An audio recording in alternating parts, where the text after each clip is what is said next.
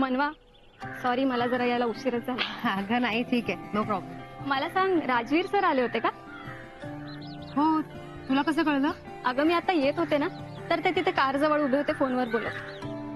ते तुला भेटायला येणार होते का? नाही ग, मग अचानकच आले. हो, हीच नेक्स्ट स्टेप आहे. आता काही खरं नाही. तू गप्प बस. मला सांग, त्याने तुला बघितलं? मला कसं माहित? बरं ठीक आहे, मग राहू दे.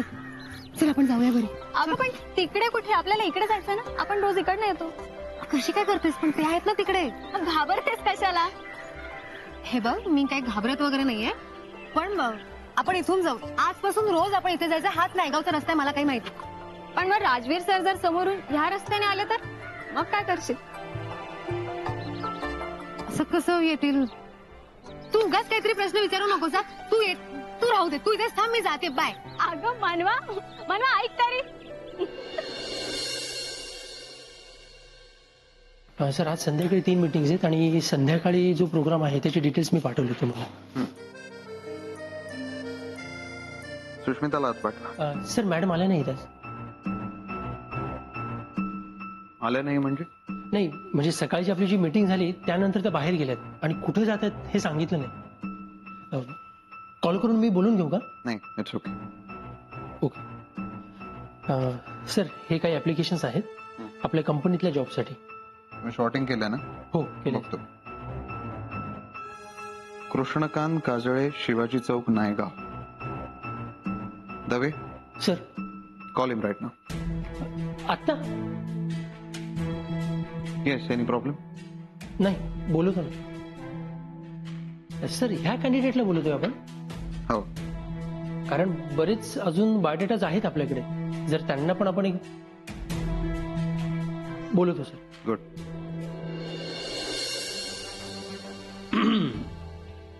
तुला कॉफी थंड हवी होती का सुष्मिता? अगं मग सांगायचं ना, आपण कोल्ड कॉफी मागवली असती.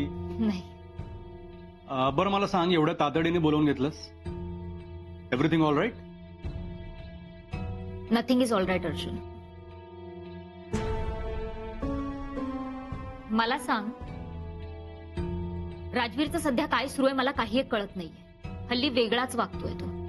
अरे ऑफिसमध्ये सुद्धा त्याचं धड लक्ष नाहीये. म्हणजे मीटिंग मध्ये सगळ्यांना धारेवर धरणारा राजवीर हार्डली 2 मिनिटात मीटिंग संपवतो.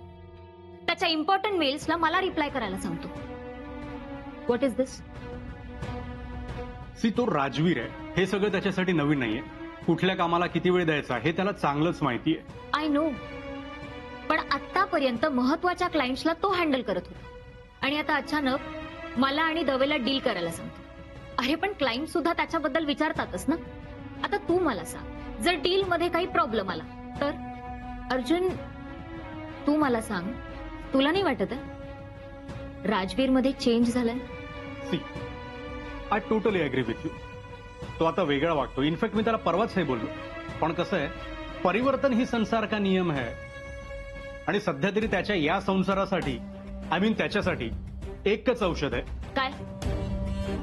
मनवा.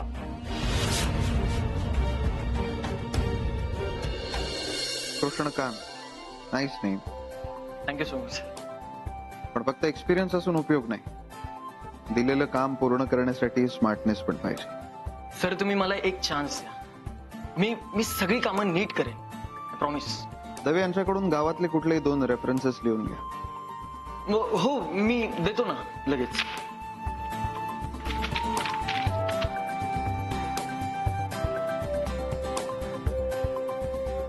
सर,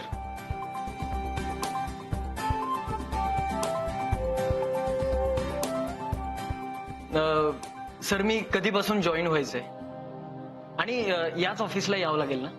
नाही, तुला नायगाव मध्ये राहूनच काम करायचंय. म्हणजे मी काही समजलो नाही सर. मला एक सांग, नायगावची भौगोलिक माहिती आहे ना तुला? हो, पूर्णपणे. मग नायगाव मध्ये सगळ्यात जास्त झाडं कोणती? काय? नायगाव मध्ये सगळ्यात जास्त झाडं कोणती आहे? सागाची झाडं जास्त आहे. गुड. नायगाव मधल्या कुठल्याही झाडाचं एक पान जरी गळून पडलं तरी तू ते नोट डाऊन करायचं आणि मला रिपोर्ट करायचं. दवे, हो, मी त्याला समजावून सांगतो. दवे तुम्हाला काम समजवतील आणि सॅलरीचं पण डिस्कस करतील. Okay? Okay, thank you so much sir. येतो मी. Dave, yes sir. तुम्हाला कळालंय ना काम? हो सर. नायगावमध्ये काहीही झालं तरी त्या प्रत्येक गोष्टीची इन्फॉर्मेशन आपल्याला हवी. Right sir? But be careful. तो आपल्याला इन्फॉर्मेशन प्रोव्हाइड करतोय हे कोणाला कळता कामा नये. डोंट वरी सर, मी बघतो.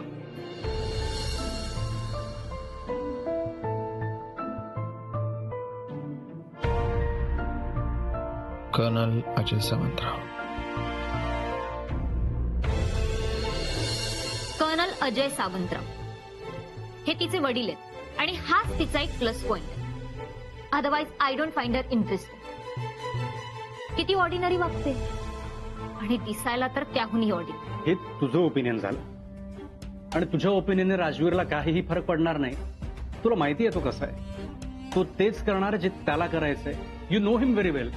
त्याने एखादी गोष्ट मनात ठरवली की ती केल्याशिवाय तो शांत बसणार नाही. बाय द वे, तू कधी भेटलीस का मनवाला?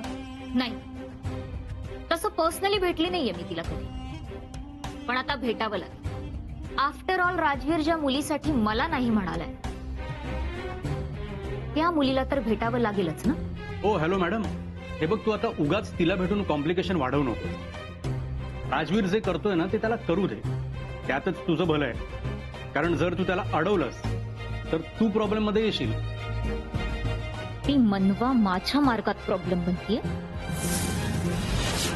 पण आता लवकरात लवकर या प्रॉब्लेमचा सोक्षमोक्ष लावायला हवा.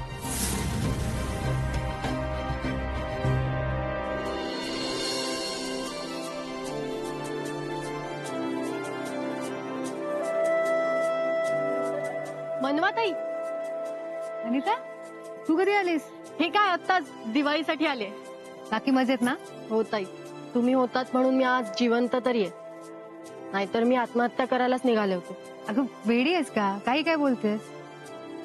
आता सगळं छान चाललंय ना, मग या सगळ्या गोष्टींचा विचार पण नाही करायचा. मनवाताई, अरे तुम्ही कसे आहात?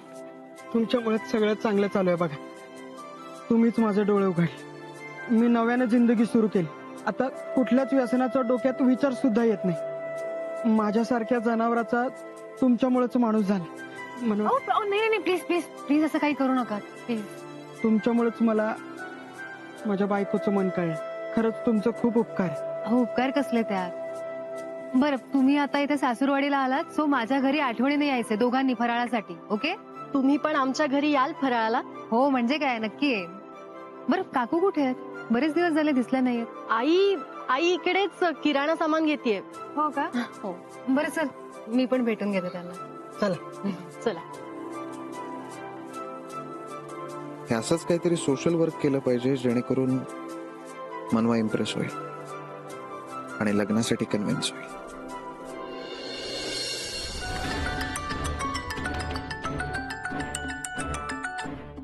हा बोला कर्नल साहेब. भेटायचं होतं. भेटू की लगेच येतो. हे आहे असं निघतो 15 मिनिटं तुमच्या घरी. नाही, घरी नको. वेगळ्या विषयावर बोलायचं होतं. बरं ठीक आहे, मग तात्याला पाठवतो गाडी घेऊन. नाही घरी भेटू. नको, आपण देवळात भेटूया. चालतंय, तुम्ही म्हणाल तसं. एक विचारू का? बोल ना. काय मॅटर आहे नक्की? तुमचा आवाज एवढा खोल जात नाही कधी. भेटून बोलूया. ठीक आहे.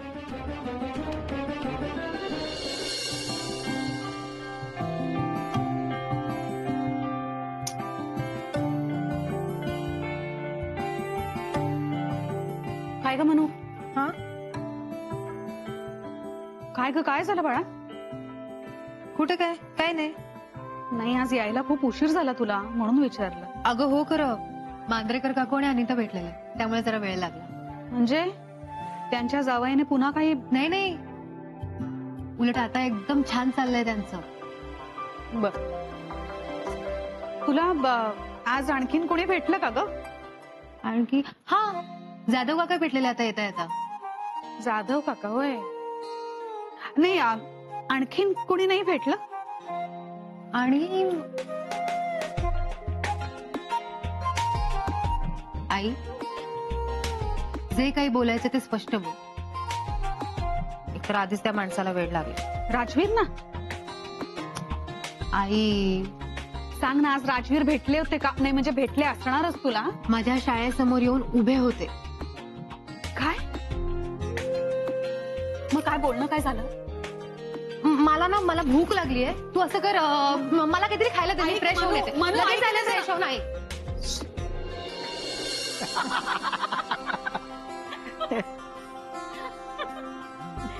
बाई, राजवीर मध्ये एवढा बदल होईल असं कधी वाटलं नव्हतं नाही.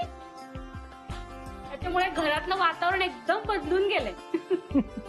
अगं, जे जेव्हा व्हायचं ना तेव्हाच होणार. मनवाच्या प्रेमामुळे राजवीर अगदी मृदू झालाय. खरंय. आता तर मासे सुद्धा पाणी सोडून वाळवंटातल्या वाळूत पोहायला लागतील.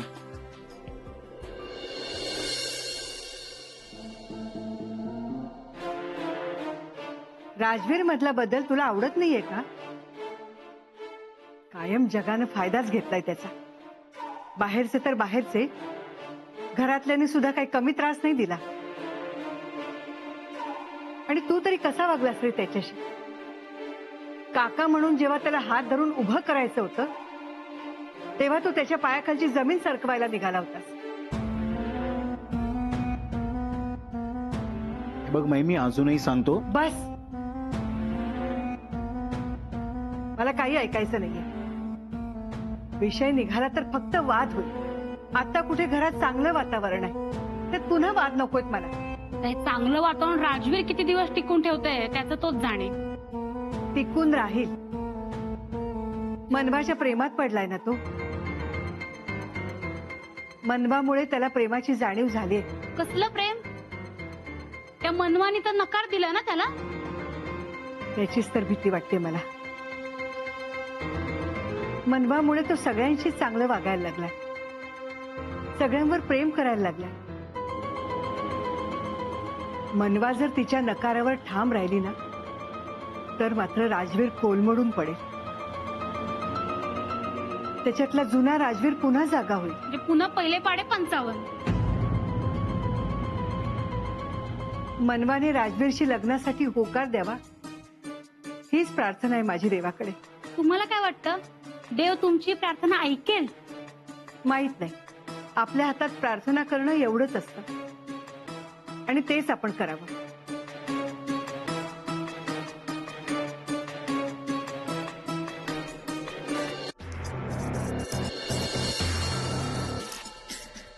राजवीर साठी तू प्रार्थना करत राहा. राजवीर मधल्या जंगली जनावराला मी मरू देणार नाही. त्यासाठी मनवाला या घरची सून देखील होऊ देणार नाही. आणि नाही म्हणजे नाहीच. कशासाठी बोलवलं होतंस? सखी, मी ठरवलंय उद्या मनवाला लग्नासाठी विचारायचं. तुला काही कळत नाहीये? किती वेळा समजावून सांगू आणि कसं समजावून सांगू तुला? तुला जमेल तसं सांग, आणि तुला समजवायला जमत नसेल तर मी काय म्हणतो ते ऐक. अरे तिचं लग्न ठरतंय हे दिसतंय ना तुला, मग तरी तू एकच हट्ट धरून बसलायस. लग्न ठरतंय ना, अजून ठरलं तर नाहीये. मी नक्कीच विचारू शकतो. अमोल, अरे ऐक माझं. तुझ्यासाठी तिच्या मनात मैत्री पलीकडे काहीच फिलिंग्स नाहीयेत. प्लीज समजून घे. मी तिला उद्या विचारणार, हे फायनल. हे बघ, आता आहे त्यात आणखी घोळ घालू नकोस. ऐक तू माझं, तू काही बोलू नकोस तिला. तिच्या मनात काय ते काढून घ्यायचा मी प्रयत्न करते. ठीक आहे, माझा विश्वास आहे तुझ्यावर. पण जे काही करायचं ते लवकर कर, नाही तर मला स्वतः काहीतरी करावं लागेल. हो, पण तू सध्या शांत बस. ठीक आहे, तूच विचार मनवा, म्हणजे तुला कळेल की तिचं माझ्यावरच प्रेम. येतो मी.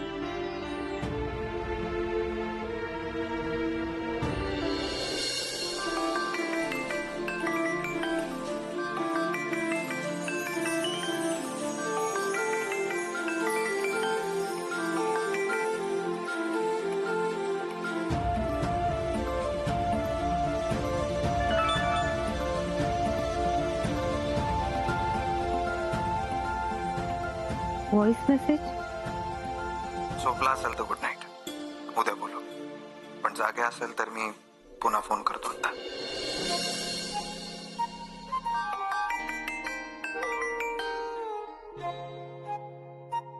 हॅलो. पोहोचल्यात घरी? हा जेवण? झालं.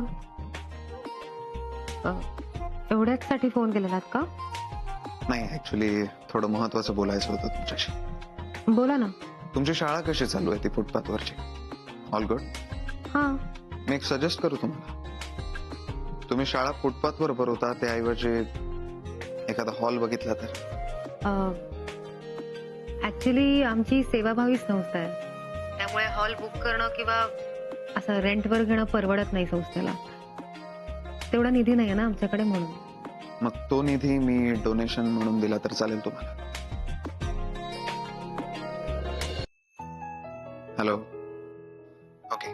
आमच्या कॉलेजच्या बिल्डिंग मध्ये जर तुम्हाला 2 वर्ग अवेलेबल करून दिले, मग यात तर काही हरकत नसेल तुम्हाला.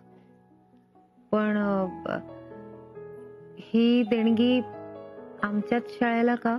आय मीन मुंबईमध्ये अशा फुटपाथवर भरणाऱ्या बऱ्याच शाळा आहेत. पण कुठल्याही शाळेत मनवा सावंतराव शिकवत नाही ना, म्हणून. अच्छा, म्हणजे तुम्ही हे मुलांच्या शिक्षणात मदत करण्यासाठी करताय की टीचरशी जवळीक साधायला करताय? त्या फुटपाथवर बिचारी मुलं उन्हातानात बसतात. टीचर पण बिचाऱ्या उन्हातानात उभं राहून मुलांना शिकवतात. त्यापेक्षा चांगलं वातावरण जर त्यांना मिळालं तर ते खुश राहतील आणि चांगल्या वातावरणात त्यांचा अभ्यासही व्यवस्थित होईल, शिक्षण व्यवस्थित होईल आणि ते शिकले की टीचरलाही आनंद होईल, नाही का? कमाल आहे.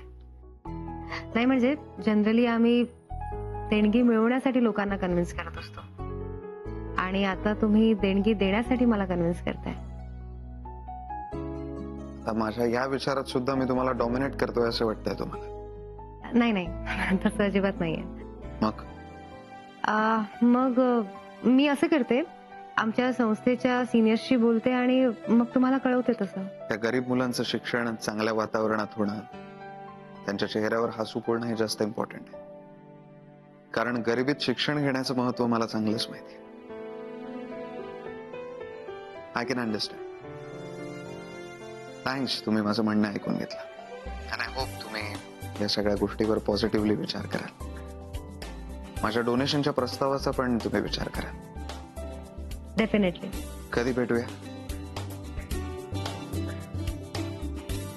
हॅलो. हॅलो. आत्ताच नाही सांगता येणार, म्हणजे. चला, थोडी तरी प्रगती आहे. भेटायला नकार तरी नाही दिलाय तुम्ही ऍटलिस्ट. ठेवते मी. Good night. Good night.